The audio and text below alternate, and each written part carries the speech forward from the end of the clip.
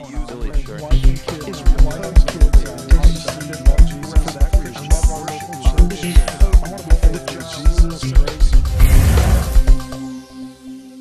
I worry when I hear the word stigma, partly politically, because that has led to so much of the contentiousness about this. I mean, stigmatizing single mothers is part of what led to the welfare queen debate, or what led to, it's what gives liberals I believe you mean what led to welfare reform? Well, yeah, and the reason a lot of liberals have asked flashbacks about welfare reform. So, stigma is a dangerous word. And I don't even know it's necessary. I finished Isabel's book just recently, and I want to just give her a plug. It's a really great book. Anyone who's thinking about these issues should read it. And one of the points she makes is that, or my takeaways is we don't necessarily have to radically change the culture. There are a lot of people who do want to live through the success sequence, who that's their plan, and they make a mistake. You don't want to underestimate human folly when you're making policy, and that's one of the reasons why contraceptives seem like such a good option. You don't have to change the entire culture to just educate people about IUDs or about how to take the pill appropriately, and that seems like a much smaller and potentially consensus bill, or a much more consensus way to go about it than stigmatizing single moms or somehow mysteriously doing that. I speak up for reactionary stigma and so forth. Just briefly, I think that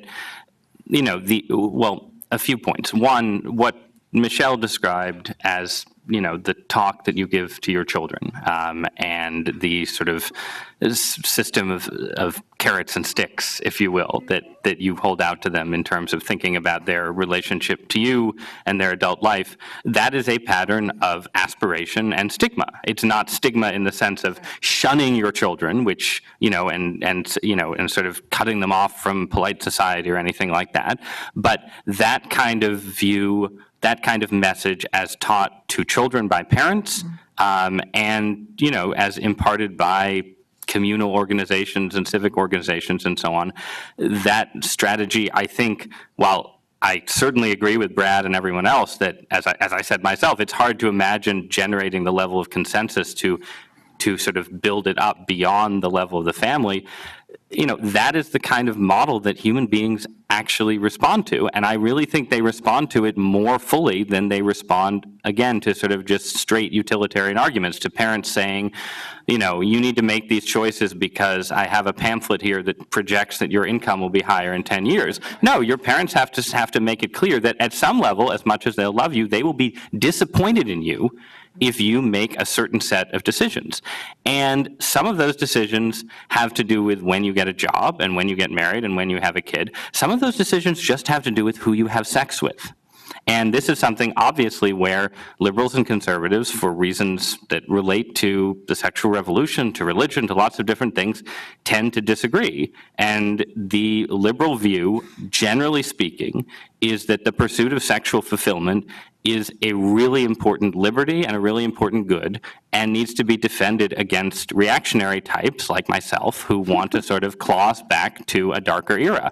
And I think the reasonable conservative view is that liberals are right that the culture has changed dramatically, and liberals are also right that there was never an era when people were all living up to some traditional model of marriage and sex and sexuality and so on. But a basic point like, if you're having sex with someone, it should be someone that you think you might consider marrying, which was sort of, in a sense, the older model, in the sense that people had premarital sex that was more likely to be premarital, in the sense that, you were willing to have sex if you were having sex with a steady boyfriend or girlfriend with whom you could imagine, if it happened, having a kid. I don't think that model is irrelevant or antiquated or out of date, and I think it is ultimately more humane than the sexual landscape that we have now. More humane for people who want to form relationships, more humane for the children who come out of their relationships, and I think it is compatible with a basic view in gender equality and a basic view that